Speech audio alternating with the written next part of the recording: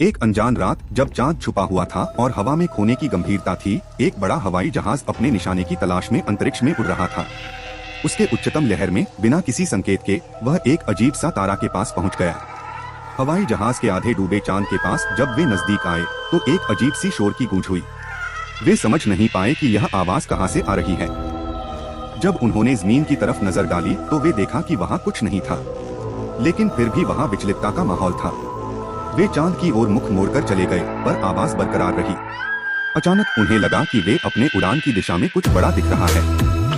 वहाँ कुछ बिजलियां चमक रही थी, जैसे कोई प्राकृतिक चमकदार प्रकाश हो। जब उन्होंने उस दिशा में जांच की तो वे एक बड़े और भयंकर आदमी को देखा। उसकी आंखों में अद्भुतता और भय दोनों थे।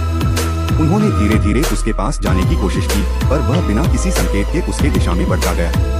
वह एक हॉरिफाइंग रूप से बार बार आवाज देने लगा, मुझे मत छोड़ो, मुझे मत छोड़ो।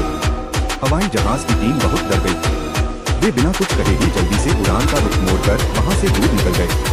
बाद में जब उन्होंने वापसी की बात बताई तो वे सभी वहां का वह भयानक दृश्य याद करके हैरान रह गए। कोई नहीं जानता था कि वह आदमी कौन था और क्या उसका असली रहस्य था।